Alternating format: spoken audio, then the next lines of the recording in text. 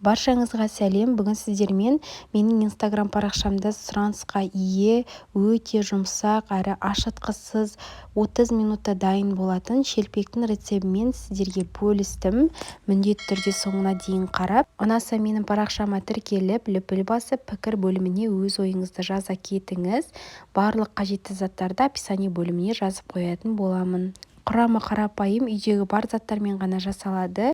Мен 7 шелпекке өлшеп, шақ қылып, ұнды електен өткізіп салдым. Одан соң 1 шай қасық тұз, жарты шай қасық ас содасын салдым. Соданы тым көп қосып қажет емес, себебі дәмі шығып кететін болады. Одан соң қолдың сары майы немесе магазиннің сары майы болса, жарты шай қасық қана салатын боламыз. Одан соң үстіне қатты ыстық та емес, салқын да емес, орташа температурада суды құйып, қолдың ұшымен ең әуелде араластыра отырып, кейіннен жұмсақ қамыр илейтін боламыз. Бірден қатты қолдың күшімен басып қажет емес, себебі қамырымыз қатты болып кетсе, біздің шелпек қатты болып шығатын болады. Сары майды да тек қана жарты шай қасық қосқан дұрыс, себебі көп қосып қойсаңыздар, шелпек майлы болып шығатын болады. Осылай жақсылап июін қандырып тұрып илейміз. Қамырымызды бір-біріне жақсылап біріктіріп аламыз. Міне көргендеріңіздей өте жұмсақ болып шығады. Бетін шамамен 15 минутқа тындырып қоямыз. 15 минут өткеннен кейін қамырымызды сопақша етіп жайып, қалыңша 7 бөлік немесе 9 бөлікке бөлсеңіз де болады. Мен бірден 7 бөлікке бөліп алдым. Дайын қамырды бірден кеспей, осылай пышақтың көмегімен өлшеп алып кесетін болсаңыздар, бір келкі болып шығатын болады. Осылай өлшеп аламыз. Енді дөңгелекше етіп, осылай біріктіреміз. Дөңгелекше етіп дайындап алған қамырды бетін жауып қоямыз.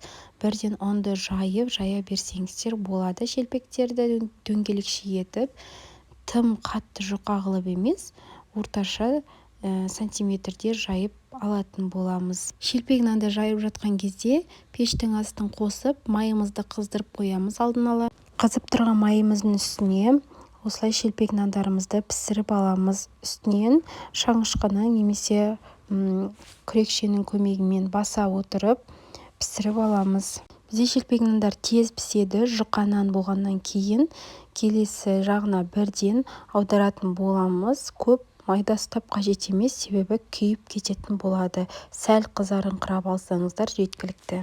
Мінекей біздің шелпегіміздің екінші жағы да пісіп дайын болып қалды. Майдан сілкілеп қоятын табағымыздың астына қағаз төсеп немесе салфетка төсеп қойсаңыздар, сонда салфеткаға майын өзіне сіңіріп алады.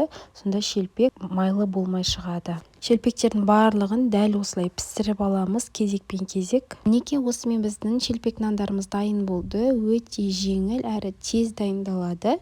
Бұрын сонда шелпек нанның қалай жасалуын білмеген болсаңыз, немесе сізде шелпек наныңыз қатты болып дұрыс шықпай жүрсе, міндетті түрде осы рецепт бойынша жасап көріңіз. Өте дәмді, жұмсақ болып шығады. Бұл шелпек нанды граммен өлшемей-ақ жасай берсеңіз де болады. Әркімнің өзінің қалауы бойынша, егер де көз мөлшерімен салып жасағыңыз келсе де, суын көп мөлшерде құймай, кішкене жұмсақ қамыр илеп жасап жіберсеңіз де өте тез дайындалады. Міндетті түрде жасап көріңіздер. Егер рецепт ұнаса, менің каналыма тіркеліп, лүпіл басып, пікір бөліміне өз ойыңызды жаза кетіңіз. Қазақша каналдың дамуына өз үлесіңізді қоса отырсаңыз, мен өте қуанышты боламын. Назар салып тыңдағаныңызға рахмет.